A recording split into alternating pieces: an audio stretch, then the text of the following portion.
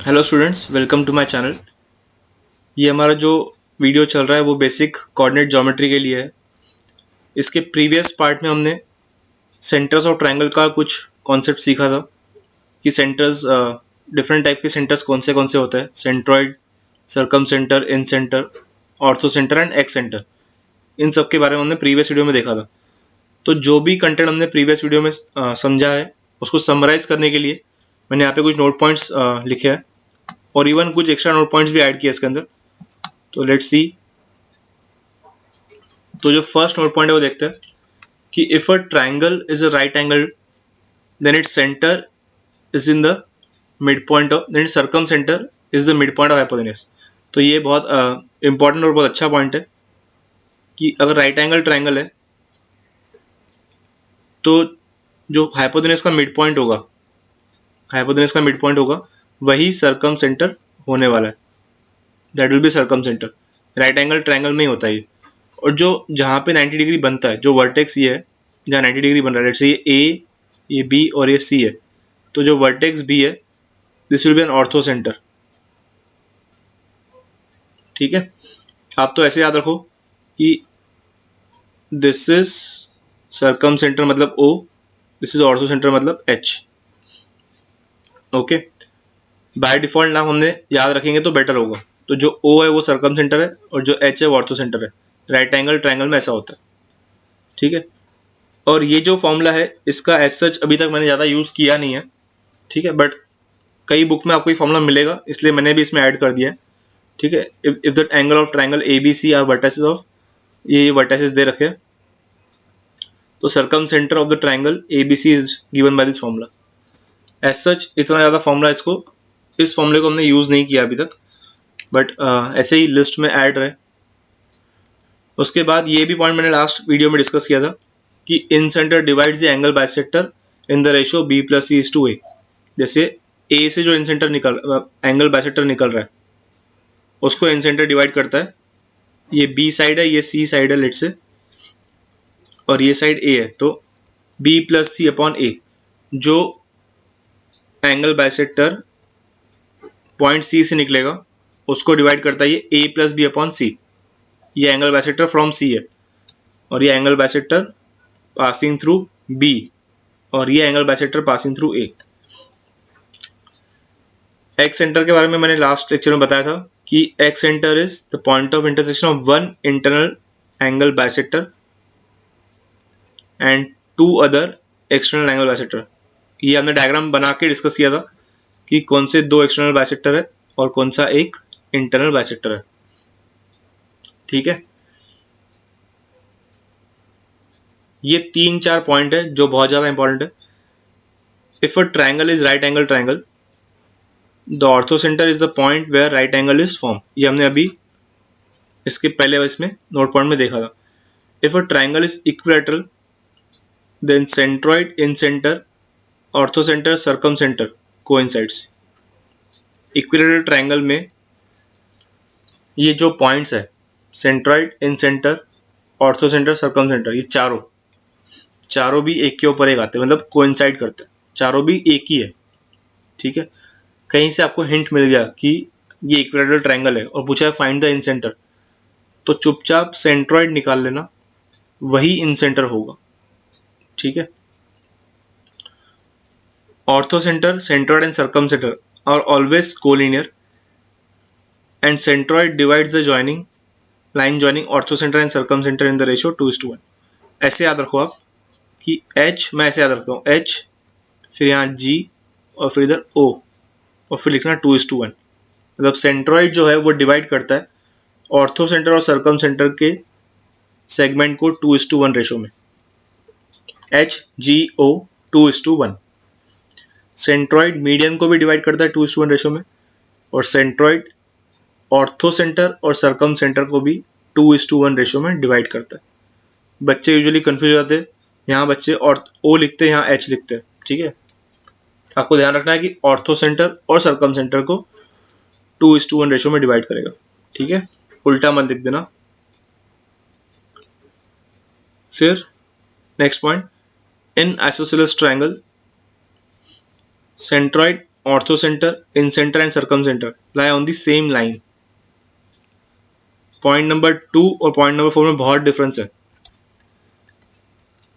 Point number 2 में तो ये बोला है कि चारों कोइंसाइड करते हैं, और जो लास्ट पॉइंट है उसमें लिखा है कि lie on the same line, मतलब ये कोलिनियर है।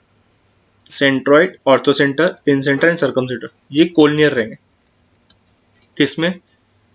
आइसोसेलेस ट्रायंगल में। ये कुछ एक्स्ट्रा पॉइंट्स है जो आपको हेल्प करेगा क्वेश्चन सॉल्व करने में, ठीक है। अब लेट्स से क्वेश्चंस जो है बेसिक वाले वो डिस्कस करते हैं। सेंटर ऑफ ट्रायंगल दिया है 2,7 and two of its vertices are 4, 8 and -2, 6। ये तो बहुत बेसिक क्वेश्चन है कि 2 इज इक्वल टू, हमने थर्ड वर्टेक्स मान लिया x1, अल्फा बीटा मान लेते हैं थर्ड को, अल्फा बीटा मान लिया है। तो फॉर्मूला क्या है? 4 -2 plus alpha upon 3, x1 plus x2 plus x3 upon 3 is x coordinate of centroid. वैसे ही y1 मतलब 8 प्लस 6 प्लस बीटा अपॉन 3, यहाँ से सॉल्व करेंगे तो ये 6 और ये -2 बनेगा 4, अल्फा का वैल्यू 4 आएगा, 21 और ये -14, तो बीटा का वैल्यू 7 आएगा। तो B is the correct answer.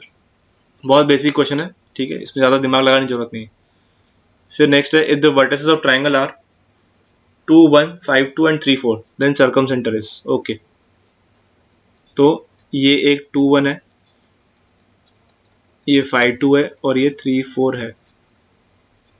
मान लेते O is the circum centre, तो जो ये डिस्टेंस होगा OA डिस्टेंस, OB और OC तीनों का डिस्टेंस का स्क्वायर इक्वल रहेगा, OB स्क्वायर OC स्क्वायर। तो अब इनकी इक्वेशंस फॉर्म करते हैं। O को हम x, y मान लेंगे, तो x -2 का स्क्वायर, पहले हम इन दोनों को इक्वेट करते हैं, ठीक है। OA square equal to OB square, तो x -2 का स्क्वायर प्लस y -1 का square is equal to OB square, मतलब x -5 का स्क्वायर प्लस y -2 का स्क्वायर। इसको सॉल्व करना स्क्वायर वायर करके एक्स वाई में इक्वेशन आएगा। वैसे ही फिर OA square equal to OC square करते, तो OA स्क्वायर क्या आएगा? फिर से x -2 का स्क्वायर प्लस y -1 का square is equal to OC square, मतलब x -3 का स्क्वायर प्लस y -4 का स्क्वायर।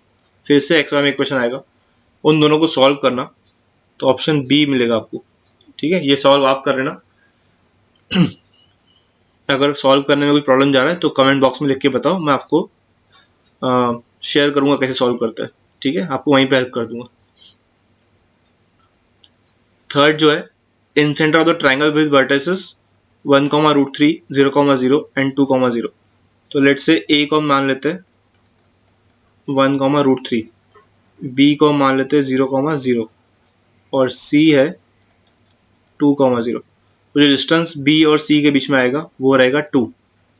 ऑब्वियसली आप देख लो, ठीक है। ए बी डिस्टेंस निकालेंगे तो ए बी डिस्टेंस आएगा √1 स्क्वायर प्लस 3, √3 का स्क्वायर, मतलब ये भी 2 आ रहा है। ए बी डिस्टेंस 2 आ गया, बी सी डिस्टेंस 2 आ गया। अब ए सी डिस्टेंस निकालेंगे तो √2 - 1 का स्क्वायर प्लस √3 - 0 का स्क्वायर, ये भी 2 आएगा। मतलब ये जो साइड्स है ए बी, बी सी और सी ए साइड्स, ये तीनों भी साइड का लेंथ 2 है, मतलब ये हो गया इक्विलैटरल ट्राइंगल। और जैसे कि हमने नोट पॉइंट देखा है कि incentre, circumcentre, orthocentre और सेंट्रॉइड इक्विलैटरल ट्राइंगल में एक ही होते हैं, तो उसी को कंसिडर करके हम इसका सिर्फ सेंट्रॉइड निकालेंगे। सेंट्रॉइड जो आएगा वही इन सेंटर होगा। सेंट्रॉइड कैसे आता है? 1 + 0 + 2 अपॉन 3 और √3 + 0 + 0 अपॉन 3। तो ऑप्शन डी आएगा, 3/3 वहाँ पे 1 बनता है और √3/3 1/√3। तो incentre is nothing but the centroid because this is equilateral triangle. अब लास्ट क्वेश्चन कि if the centroid and the circumcenter of the triangle are 3, 3, 6, 2। Centroid और सर्कमसेंटर दिया है, ठीक है। अब एक काम करते हैं, इसको ऊपर ले लेते हैं। तो सेंट्रॉइड और सर्कम सेंटर क्या आएगा? सेंट्रॉइड ये है 3,3 और सर्कम सेंटर मतलब O 6,2। ऑर्थो सेंटर पूछा हुआ है, ऑर्थो सेंटर के लिए 2:1 रेशो में होगा। तो इसको हम मान लेते हैं अल्फा कॉमा बीटा। तो ये पार्ट मैं इरेज कर देता हूँ, आपने लिख लेना उसको फिर से। तो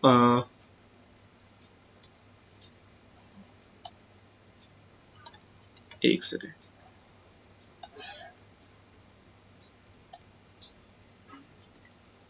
अल्फा कॉमा बीटा माना है तो 3 इक्वल टू, मतलब ऐसे लिखेंगे हम 3 equal to 2 × 6 plus 1 × alpha upon 3।